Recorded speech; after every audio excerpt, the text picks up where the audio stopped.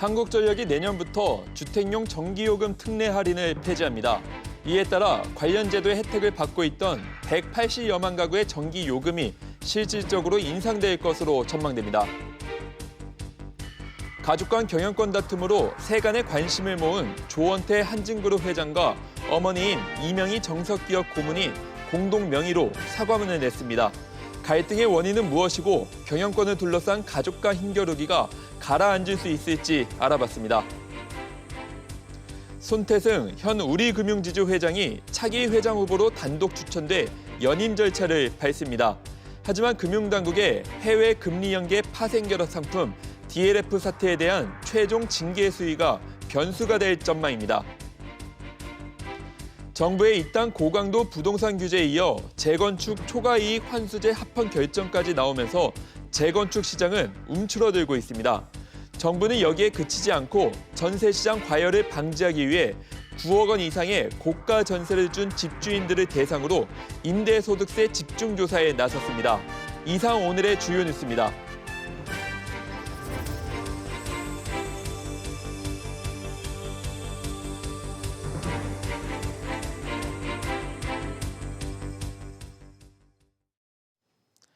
시청자 여러분 안녕하십니까? 뉴스 프리즘 시작합니다. 내년부터 전기요금 할인 혜택이 줄어듭니다. 한국전력이 올해 종료 예정이었던 전기요금 특례 할인을 일부 축소하거나 폐지키로 했기 때문입니다. 취재기자 연결합니다. 윤지혜 기자. 네, 윤지혜입니다. 네, 한국전력이 결국 전기요금 할인 혜택을 줄이기로 했네요. 이게 어떻게 바뀌는 겁니까? 네, 한국전력은 오후 비공개 이사회를 열고 올해 연말로 종료될 예정이던 전기요금 특례 할인 제도에 대한 개편안을 의결했습니다. 먼저 주택용 절전 할인 제도는 올해를 끝으로 폐지됩니다. 직전 두 해의 같은 달보다 전기 사용량을 20% 이상 줄인 가정에게 10에서 15% 요금 할인 혜택을 주는 제도였는데요. 주택용 절전 할인 제도로 181만 9천 가구가 혜택을 보고 있었는데 내년부터는 연간 약 450억 원의 요금 인상 효과가 발생할 것으로 예상됩니다. 다른 특례 전기요금 할인 제도도 점진적으로 축소하기로 했죠?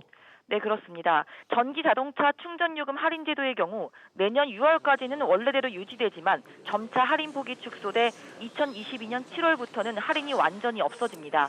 전통시장 영세살인들의 전기요금을 달마다 5.9% 할인해주는 제도 역시 내년 상반기까지만 유지하고 사라질 예정입니다. 다만 정부는 5년간 상인들을 위해서 285억 원을 투입해서 지원하겠다고 밝혔습니다. 최종 개편 방안은 정부의 인가를 거쳐 내년 1월 1일부터 시행됩니다. SBS CNBC 윤지혜입니다. 한전이 전기요금 할인 제도를 폐지하거나 축소키로 하면서 이제 관심사는 내년에 전기요금이 과연 얼마나 오를지 여부입니다. 취재기자 나와 있습니다. 박연신 기자. 네, 당장 올해로 주택용 절전 할인 제도가 끝나면 각 가정에서 실질적으로 요금을 얼마나 더 부담해야 되나요? 네, 앞서 리포트에서도 언급했듯이 주택용 절전 할인 제도는 이 직전 두 해 같은 달보다 전기 사용량을 20% 이상 줄인 가정에 10에서 15% 요금 할인 혜택을 주는 제도입니다. 이 제도로 올해 한전은 전체 약 181만 9천 가구에 대해 450억 원의 가정용 전기 요금을 할인해 줬는데요. 산술적으로 나눠보면 이 한 가구당 약 2만 4,700원 정도를 아낄 수 있었던 겁니다. 다시 말해 내년부터는 전국의 181만 9천 가구가 2만 4,700원 정도의 전기요금을 더 부담해야 할 것으로 보입니다. 지난 2017년부터 시작됐던 이 제도로 혜택을 받은 가구 수는 꾸준히 증가해 왔는데 결과적으로 내년부터는 이 같은 혜택이 사라지게 됩니다. 네, 그렇군요. 그런데 이 제도 이외에도 다른 두 제도도 점진적으로 폐지하는 방향으로 간다면서요? 네, 그렇습니다. 전통시장 전기요금 할인과 전기자동차 충전 전력요금 같은 경우 이 내년 6월까지 기존과 동일한 할인이 적용될 전망입니다. 이후에는 전통시장의 경우 달마다 기존보다 5.9%가 오른 전기요금이 부담될 것으로 보이고요. 또 정부 설명에 따르면 이 전기차의 경우 주행거리 15,000km 기준 본래 25,000원의 충전 요금이 드는데 할인이 사라진다면 59,000원으로 올라 약 34,000원의 부담이 더 들 예정입니다. 네, 그렇다면 아무래도 반대하는 여론도 상당할 것으로 보이는데 이 한전과 정부가 할인 제도를 폐지하는 이유가 뭔가요? 네, 공식적인 발표를 통해서는 이 직접적인 효과가 적기 때문이라고 설명했었는데요. 실질적인 원인으로는 한전의 적자 때문인 것으로 해석되고 있습니다. 지난해 2조 2천억 원에 가까운 적자를 기록한 한전은 올해도 1조 5천억 원의 적자를 기록할 것으로 전망되고 있는데요. 앞서 말씀드렸던 세 가지 할인 제도를 포함해서 현재 한전에서 운영 중인 전기 특례 할인 제도는 모두 11가지에 달하고 있습니다. 이 할인 규모로 따지면 지난해 1조 1천억 원이 들었습니다. 이번에 축소 또는 폐지가 결정된 제도의 할인 규모는 500억 원이 넘는데요. 이 적자를 극복하기 위한 하나의 미봉책이라는 논란이 끊이질 않을 것으로 보입니다. 네, 박 기자 잘 들었습니다. 얼마 전 보도된 조원태 한진그룹 회장과 어머니 이명희 정석기업 고문 간의 다툼과 관련해 두 사람이 오늘 공동 명의로 사과문을 냈습니다. 가족 간에 화합하면서 선대 회장의 유운을 따르겠다는 내용인데 남매 간의 경영권 갈등이 총수일가 전체로 확대된 데 따른 부담을 고려했다는 분석입니다. 임종윤 기자의 보도입니다. 오늘 오전 조원태 한진그룹 회장과 모친인 이명희 정성기업 고문이 공동 명의로 발표한 사과문입니다. 지난 크리스마스 때 있었던 불미스러운 일로 심려를 끼쳐드려 깊이 사과드린다는 내용으로 시작됩니다. 이어 조 회장이 이 고문에 깊이 사죄했고 이 고문이 이를 수용했다면서 앞으로는 가족 간 화합을 통해 고 조양 회장의 유운을 지키겠다는 내용으로 끝을 맺습니다. 조 회장은 크리스마스 전 지난 25일 이 고문의 평창동 자택을 방문해 이 고문과 심한 언쟁을 벌였고 이 과정에서 집기가 깨지고 이 고문이 상처를 입은 사진이 공개되면서 남매 간의 경영권 다툼이 가족 전체로 확대됐다는 보도가 잇따랐습니다. 이렇게 사태가 일파만파로 확산되자 두 사람 오늘 공동 명의로 사과문을 내면서 조기 수습에 나선 것으로 해석됩니다. SBS MBC 임종윤입니다. 한진그룹 오너 일가의 경영권 갈등이 남매를 넘어 가족 전체로 확산되고 있습니다. 조원태 회장과 어머니 이명희 고문이 오늘 공동사과문을 내며 수습에 나섰지만 다툼의 불씨는 여전하다는 지적입니다. 장가희 기자와 자세히 짚어보겠습니다. 장 기자, 이 조원태 회장이 어머니 이명희 고문을 찾아간 이유가 뭔가요? 네, 발단은 지난 23일이었습니다. 조현아 전 대한항공 부사장이 조원태 회장이 선대 회장의 유운을 따르지 않고 있다 이러면서 비판을 한 데서 시작이 됐습니다. 조 회장은 이 일이 이명희 고문의 묵인 아래 이뤄졌다고 보고요. 이 점을 따지는 과정에서 다툼이 벌어졌다는 분석입니다. 재계에서는 고 조양호 회장 별세 이후에 경영에서 배제됐던 이 고문과 조 전 부사장의 이해가 맞아떨어지면서 조 회장 공격에 나섰다는 해석이 나오고 있습니다. 네, 현재 경영권을 둘러싼 가족 간의 셈법 매우 복잡하죠? 맞습니다. 표로 한번 살펴보실까요? 표를 보면 이 오너의 일가가 가진 지분율 차이가 크지 않습니다. 6% 이내인데요. 이 때문에 조원태 회장의 연임 여부는 다른 주주들의 결정에 달려 있습니다. 가장 주목이 되는 건 단일 주주로서 한진칼의 최대 주주인 KCGI, 일명 강성부 펀드입니다. 강성부 펀드가 조현아 전 부사장과 손을 잡으면 조 회장의 경영권도 흔들 가능성이 있습니다. 하지만 KCGI는 현재 선을 그은 상태고요. 조 회장을 제외한 나머지 가족들이 손을 잡는 경우도 지분율이 18%를 넘어서 조 회장에게는 좀 부담스럽습니다. 여기에도 지분 6.4%를 가지고 있는 반도건설, 그리고 4% 넘게 가지고 있는 국민연금의 선택도 조 회장의 연임에 변수가 될 수 있다는 지적입니다. 네, 그렇군요. 그런데 오늘 공동사과문이 나오기는 했는데 이 경영권 둘러싼 가족 간의 힘겨루기 마무리됐다고 보기에는 좀 이르지 않나요? 맞습니다. 아무래도 여론을 의식해서 고개를 숙인 것은 사실입니다. 하지만 조 회장이 가족의 측근을 모두 자신의 사람으로 물갈이를 했고요. 또 호텔 부문의 구조조정을 시도를 하면서 갈등의 원인은 사실상 해결된 것은 하나도 없습니다. 결국 이들의 싸움은 회사를 쪼개는 수준으로 갈 수도 있다. 이런 언급도 나오는데요. 전문가의 말을 들어보시겠습니다. 계열 분리가 될 거라고 생각을 해요. 아버지 때 싸운 사람들은 자식 때에도 또 싸워. 이 싸움은 대물림을 하더라고요. 네, 결국 내년 3월 주총 때까지 갈등은 계속될 것이다. 이런 분석이 지배적입니다. 네, 장 기자 잘 들었습니다. 우리금융지주가 손태승 현 회장 겸 우리은행장을 차기 회장 후보로 단독 추천했습니다. 하지만 손 회장의 연임 여부는 해외금리 연계 파생결합 상품 DLF 사태에 대한 최종 징계 수위가 변수가 될 전망입니다. 취재기자 연결합니다. 이한승 기자, 이 우리금융지주가 손 회장을 연임시키는 모양새입니다. 네, 우리금융지주 임원 후보 추천위원회는 손태승 회장을 차기 대표이사 회장 후보로 단독 추천했다고 밝혔습니다. 손 회장 임기가 내년 3월까지고 통상 임추위가 2달 전에 열리는 점을 감안하면 내년 1월쯤에 임추위가 시작될 것으로 전망이 됐는데요. 임추위 측은 조직 안정과 기업 가치 제고를 위해 조기 선임이 필요했다고 설명했습니다. 손 회장이 올해 3분기 역대 최대 실적을 거두면서 경영 능력이 검증됐고 조직관리 역량과 도덕성 등을 두루 갖췄다는 게 임추위가 밝힌 추천 이유입니다. 그리고 지주 회장과 은행장을 분리하기로 해서 새로운 은행장은 내년 1월 그룹 임추위에서 선임될 예정입니다. 그런데 수많은 피해자를 양산한 DLF 사태가 정리되지도 않았는데 조기의 후보를 추천했습니다. 이런 결정이 너무 이르다는 평가도 나온다면서요.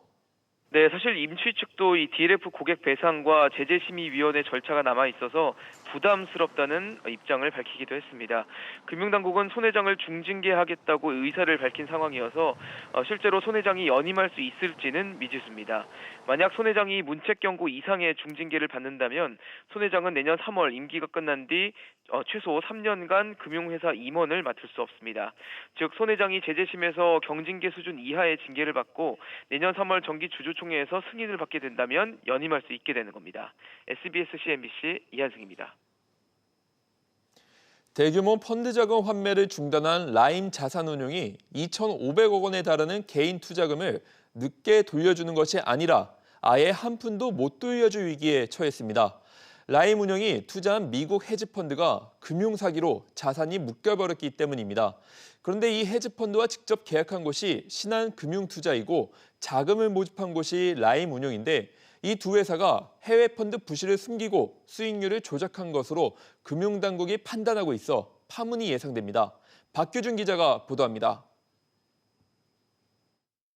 지난해 11월 라임자산운용이 투자한 해외 무역펀드 한 곳은 돌연 펀드 기준가를 산출하지 않고 환매 신청도 받지 않겠다고 라임운용 측에 통보했습니다. 이 해외 무역펀드에는 라임운용이 모집한 개인 투자자 돈과 신한금융투자에서 대출받은 돈의 40%인 2,400억 원가량이 투자됐습니다. 그런데 최근 미국 증권거래위원회는 이 2,400억 원이 들어간 해외 무역펀드를 운용하는 IIG라는 투자회사가 다단계 금융사기인 이른바 폰지 사기를 저질렀다며 투자금을 모두 동결시켰습니다. 여기에 투자된 돈 2,400억 원이 모두 떼일 위기에 놓인 건데 채권자인 신한금융투자가 자금 회수에 우선권이 있어서 개인 투자자들만 돈을 날릴 위기에 놓였습니다. 문제는 이 무역펀드 구조상 신한금투가 해외 펀드 부실 문제를 가장 먼저 알았을 가능성이 높다는 점입니다. 그 라임이 투자를 할 때 자기가 단독으로 하는 건 아니고 신금투의 명의를 거쳐서 가는 구조잖아요. 신금투가 단순히 돈만 빌려주고 나는 몰라 뭐 제가 알아서 했어 그게 아니고 해외 무역 펀드 운용사 올 때 자기의 투자자는 신금투라는 거죠. 저기 라임은 안 보인다는 거죠. 이에 금융당국은 신한금투와 라임 운용이 공조해 무역금융펀드 수익률을 조작해가며 국내 투자자들을 모집했을 가능성이 있다고 보고 사기 혐의로 이 두 업체를 검찰에 수사 의뢰할 방침입니다. 한편 라임운용은 무역펀드를 포함한 모펀드 총 3개에 대한 자산 실사 결과를 다음 달 중으로 발표할 예정인데 그 결과에 따라 또 한 번 부실 투자 문제가 불거질 것으로 보입니다. SBS CNBC 박규준입니다. 최근 서울 강남 재건축 추진 아파트를 중심으로 시세보다 2억 원, 심지어 3억 원이나 낮춘 초급매물이 등장해 주목을 끌고 있습니다. 각종 악재 속에 급매물이 나오고 있는 것인데 가격 하락으로 이어질지는 좀 더 지켜봐야 한다는 분석입니다. 정윤영 기자가 보도합니다. 서울 송파구의 잠실주공 5단지 아파트입니다. 지난 12.16 부동산 대책 직전 전용 76.49제곱미터 아파트는 실거래가 21억 3천만 원으로 신고됐습니다. 그런데 현재는 1억 원 이상 떨어진 20억 원대, 심지어 19억 원대 매물까지 등장했습니다. 2억 정도 쓰는 매물 떠도 뭐 10억 한 7천 정도. 12월 초에는 그러면은 한 21억. 서울 강남권의 대표적인 재건축 추진 아파트인 은마 아파트도 사정은 마찬가지입니다. 1억 5천 이상은 떨어진 것 같아요. 22억 5천, 24억 넘어갔죠. 분양가 상한제에다 12.16 대책, 여기에 헌법재판소의 재건축 초과이익 환수제 합헌 결정이 더해지면서 다주택자를 중심으로 호가를 낮춘 급매물을 내놓고 있는 겁니다. 특히 재건축 초과이익 환수제 합헌 결정으로 조합원 부담금이 크게 늘어나 재건축 사업이 힘들어졌다는 분석이 나오면서 호가 하락을 부채질하고 있는 상황입니다. 3억 5천 뭐 이런 얘기 하더라고요. 이렇게 돼서 하기 어렵다고들 막 속상해해요. 그러나 실제 가격 하락으로 이어지고 있다고 단정하기엔 아직 이르다는 지적입니다.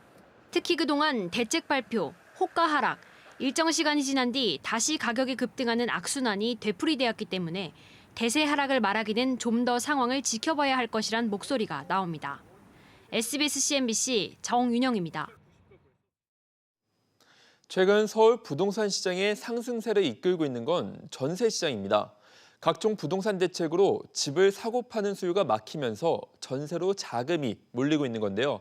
그러자 정부가 초고가 전세집 주인의 세금 문제를 집중 조사하기로 했습니다. 김성훈 기자가 보도합니다. 이번 달 들어 지난주까지 서울의 아파트 매매 가격이 0.61% 오르는 동안 전세 가격은 0.64% 올랐습니다. 최근 몇 달간 매매가 이끌었던 시장의 판도가 전세로 옮겨가고 있다는 건데 특히 보증금의 가격이 비쌀수록 가격 상승폭도 더 컸습니다. 보증금이 9억 원이 넘는 아파트 전세의 경우 지난 한 주에만 1% 넘게 올랐지만 3억 원 이하 아파트는 0.05% 상승에 그쳤습니다. 이렇게 전세 시장이 과열되면 자금이 많아진 집주인이 추가 갭 투자에 나설 여력이 생기고 정부의 대출 규제도 일부 힘이 빠지는 부작용이 나타날 수 있다는 분석입니다.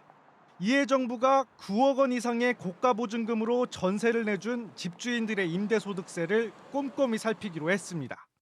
이미 자료 공유를 지금 진행하고 있고요. 국세청이 좀 더 새해 들어서 임대소득 과세 신고되는 내용들에 대해서 좀 더 살펴보기로 했습니다.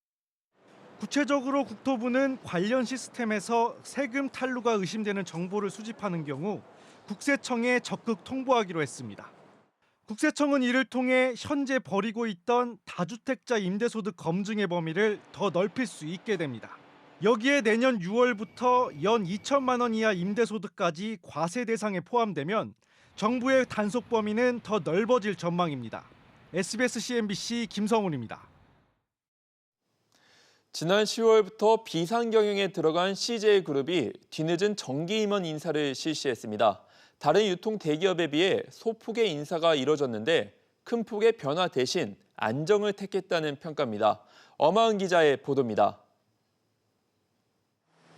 이번 CJ그룹 인사의 핵심은 성과와 안정입니다. 지난해부터 CJ제일제당의 식품부문 대표를 지낸 강신우 부사장이 신임 대표이사로 선임됐습니다. 강 대표는 냉동만두 브랜드인 비비고와 가정 간편식 매출을 이끌어낸 성과를 인정받았습니다. 통신사에서 사물 인터넷을 다뤘던 차인혁 부사장은 CJ 올리브 네트워크스 대표이사로 임명됐고 구창근 CJ 올리브영 대표이사는 회사 성장을 이끌었다는 평가를 받아 부사장 대우에서 부사장으로 승진했습니다. 또 신임 임원 중 여성 임원 비율이 처음으로 20%를 넘어섰습니다. 이번에는 철저한 성과주의 원칙에 따라 임원 인사가 실시되었으며 특히 여성과 글로벌 부문의 승진이 두드러졌습니다. 하지만 올해 임원 승진자는 지난해보다 20명가량 줄었고 신임 임원 역시 절반 가까이 줄었습니다. 실적하고 지금 재무구조가 안 좋다 보니까 인재원 부동산까지 매각을 한 거 보면은 회사가 확실히 좀 급하다라는 시그널을 보냈거든요. 회사가 이제 좀 자체적으로 구조조정을 좀 많이 하려는 그런 분위기인 것 같아요. 안정을 택한 CJ그룹과 달리 롯데와 신세계에는 대대적인 변화가 있었습니다. 롯데는 계열사 22곳의 대표와 600명의 임원 중 200여 명을 교체했고 신세계는 주력 계열사인 이마트의 대표를 외부에서 데려오는 등 변화를 택했습니다. SBS CNBC 엄하은입니다. 삼성전자가 인사와 투자 등 굵직한 현안을 올해 매듭짓지 못하고 새해로 넘길 것으로 보입니다. 대내외적인 경영 환경의 불확실성 속에 이재용 부회장이 주도하는 뉴 삼성의 차질이 빚어지는 것으로 풀이됩니다. 권세욱 기자의 보도입니다. 올해가 다 끝나가지만 삼성그룹은 아직 임원 인사를 실시하지 못하고 있습니다. 삼성전자는 통상 12월 첫째 주에 임원 인사를 실시해왔습니다. 주요 대기업들이 미래에 초점을 맞춰 세대 교체 인사를 한 것과 대비됩니다. 지금 뭐 언제나 할지 그런 건 지금 알 수가 아마 준비는 하고 있겠죠. 이재용 삼성전자 부회장의 이사회 중심 경영체제 구상에도 차질이 생겼습니다. 지난 17일 이상훈 삼성전자 이사회 의장은 삼성전자 서비스 노동조합 설립 방해 혐의로 전격 구속됐습니다. 유력한 후임으로 관측됐던 박재환 전 기재부 장관마저 고사한 것으로 알려지면서 의장 공백은 길어지고 있습니다. 그건 뭐 제가 말씀드릴 건 아닌 것 같습니다. 업계에서는 양산이 확정된 삼성 디스플레이의 8세대 퀀텀닷 디스플레이 설비 투자도 늦춰지는 것으로 알려졌습니다. 내년 초 예정된 이재용 부회장의 파기환송심 4차 공판까지 이런 경영 불확실성은 지속될 것으로 예상됩니다. 내부에서는 굉장히 큰 리스크로 생각하고 있는 것 같습니다. 그때 가서 여러 가지들을 이제 후속 논의들을 할 가능성이 크다 봅니다. 이 리스크를 어떻게 해지할 것인가에 대한 새로운 10년을 맞아 글로벌 기업들은 새판짜기에 나섰습니다. 경영 불확실성 속에서 새해를 맞게 된 삼성그룹과 이재용 부회장이 어떤 묘안을 내놓을지 관심이 모아집니다. SBS CNBC 권석입니다. 내년부터는 보험료나 전기요금 등의 자동 납부를 여러 카드사로 나눠내도 그 내역을 한 번에 조회할 수 있게 됩니다. 집을 담보로 노후 소득을 보장받는 주택연금 가입 연령은 55세로 낮아지고 소득 하위 40% 노인에게도 월 최대 30만 원의 기초연금이 지급됩니다. 내년부터 실생활에서 달라지는 주요 제도를 류정훈 기자가 정리했습니다. 그동안 카드사들은 통신요금이나 보험료 등을 신용카드로 자동이체해 놓으면 포인트 적립 등 혜택을 제공했습니다. 이런 편리함 때문에 신용카드 자동이체 건수는 매년 빠르게 증가하는 추세지만 어느 카드에서 어디로 돈이 빠져나가는지는 하나하나 따져야 하는 번거로움이 컸습니다. 내년부터는 이런 카드 자동 납부 내역을 한 번에 조회할 수 있게 됩니다. 또 자기 주택에 살면서 매달 일정 금액을 보장받는 주택연금 가입 연령도 60세에서 55세로 낮아집니다. 아울러 월 최대 30만 원까지 받을 수 있는 노인 기초연금 지급 대상이 소득 하위 20%에서 하위 40%로 확대됩니다. 만 34세 이하의 소득이 없는 미취업 청년과 대학생, 사회초년생에게 자금을 지원하는 햇살론 뉴스도 시행됩니다. 불법 사금융 시장이 점차 커짐에 따라 불법 추심 피해자를 보호하기 위한 채무자 대리인 선임 지원 제도도 내년 1분기부터 시행 예정입니다. 채무자 대리인하고 소송 변호사 지원 사업을 통해서 어떤 불법 사금융으로 인한 피해가 좀 더 효과적으로 구제받으실 수 있을 것으로 기대하고 있고요. 시간당 최저임금이 8,590원으로 인상되고 주 52시간제도 50인에서 299인 중소기업으로 확대됩니다. SBS CNBC 류정훈입니다. 주요 경제단체장들이 새해에는 기업 활력을 높여야 한다고 한 목소리를 냈습니다. 취재기자 연결해 경제단체장들의 신년사 살펴보겠습니다. 최나리 기자, 박용만 대한상의 회장을 시작으로 경제단체장들이 신년사를 통해 규제 일변도 정책에 작심 비판을 했다고요? 네, 박용만 대한상공회의소 회장은 최근 신년 인터뷰에서 미래를 위해 낡은 법과 제도 등을 모두 바꿔야 한다고 강조했습니다. 그러면서 기득권 구조 장벽이 그대로 존재한다면 우리 경제 성장의 미래는 불투명하다는 우려를 나타냈습니다. 직접 들어보겠습니다. 개혁이 필요한 상황이라는 데는 누구나 다 동감을 하실 것 같습니다. 규제개혁 전체의 변화가 그다지 크게 체감이 안 되고 있고요. 경제가 정치에 휘둘리는 상황이다. 참 안타까운 일이 아닐 수 없습니다. 정부도 규제 혁신을 강조하고 있기는 한데 이 미미한 성과에 대해 기업들이 아쉬움이 있는 것 같습니다. 그렇습니다. 활력을 잃은 우리 경제성장 위기에 대한 절박함을 나타낸 것으로 풀이되는데요. 허창수 전경련 회장도 낡은 규제, 발목을 잡는 규제는 과감히 버리고 새로운 길을 터줄 수 있는 제도를 마련해야 한다고 강조했습니다. 손경식 한국경영자총협회장은 국가 최우선의 과제로 기업들의 투자와 생산을 늘릴 수 있는 환경 조성을 꼽을 정도입니다. 손 회장은 법인세율과 상속세 인하, 유연근로제 활성화 입법 등을 건의하며 정부의 반기업적 정책을 비판했습니다. 새로운 성장 능력 강조에 대한 언급도 나왔다고요? 네, 재계단체장들은 기존 성장 모델이 한계에 봉착했다고 입을 모았습니다. 김영주 한국무역협회장은 기존 성장 모델만으로는 성공 신화를 이어갈 수 없다며 투자와 혁신으로 경제 활력을 되찾아야 한다고 말했습니다. 김기문 중소기업중앙회장 역시 대기업과 중소기업 간 상생을 통해 새로운 성장 동력이 필요한 시점이라고 강조했습니다. SBS CNBC 최나리입니다. 지난달 생산과 소비, 투자 등 산업 지표가 일제히 개선된 데다 미래 경기 흐름을 보여주는 선행 지표도 석 달째 상승세를 이어가면서 경기 반등에 대한 기대감이 높아지고 있습니다. 윤서훈 기자의 보도입니다.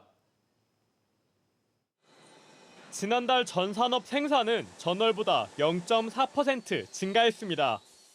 지난 9월 마이너스로 전환한 지 2달 만에 반등에 성공한 겁니다.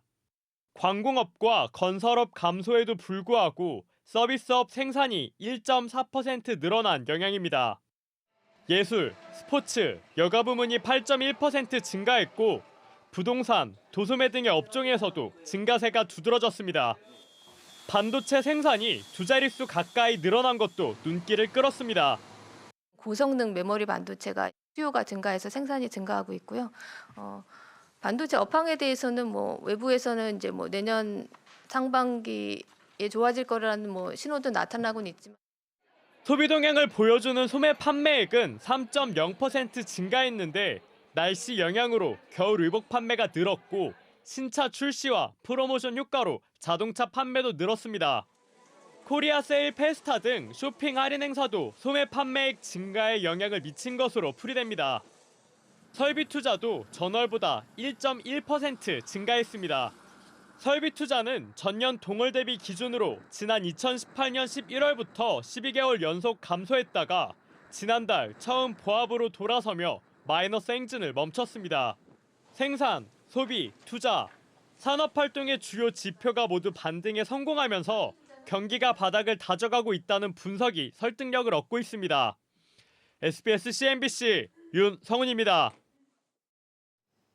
공정거래위원회가 국내 배달의 비리, 배달의 민족과 2위 요기요의 합병이 시장 경쟁을 해치지 않는지 본격적인 심사에 들어갔습니다. 공정위는 두 업체의 기업 결합 관련 신고서를 오늘 접수했다고 밝혔습니다.